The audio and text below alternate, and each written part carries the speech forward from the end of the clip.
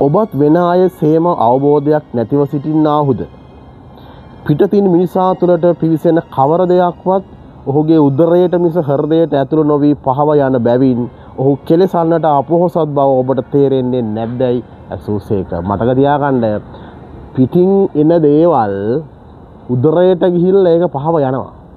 නමුත් ඔබගේ හදවත අපිරිසිදු නොකරගන්න වග බලා ගන්න.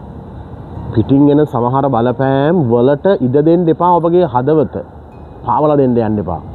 හදවතින් නැගෙන සිතුවිලි ඔබේ හදවත සමහර වෙලාවට වැරදි මංගවල වලට රැගෙන යන්න පුළුවන්. ඇතුළාන්තයෙන් එන සමහර අසුභවාදී චේතනා, සමහර අයහපත් චේතනා, මේ සිතුවිලි වලට ඔබේ මුළු ජීවිතේම නැති කර ගන්න දෙන්න එපා. ඒ සිතුවිලි වලට ආව වගේම යන්න දෙන්න. ඒවා ඔබේ ජීවිතය විකෘති කරන්න පුළුවන්. මතක තියාගන්න, අපි සමහර වෙලාවට චෝදනා කරනවා. මගේ ජීවිතේ නැති කලේ මං අන්න අර තීරණය ගත්තේ අන්න අරයා නිසා. මේ පිටස්තර පුද්ගලයන්ට ඇඟිල්ල දික් කරලා පිටස්තර දේවල් මගේ ජීවිතේ නැති කළා කියලා චෝදනා කරන අවස්ථා තියෙනවානේ. මතක තියාගන්න, ඇතුළාන්ත චේතනාවල ඒක ඇතුලෙන් තමයි එන්නේ.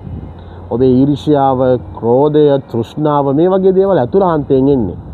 මේ සිතුවිලි වලට ඔබව පාලනය කරන්න දෙන්නේ නැතුව ඒ සිතුවිලි වලට යන්න දෙන්න එළියට. ඔබට දෙස් පිටයි.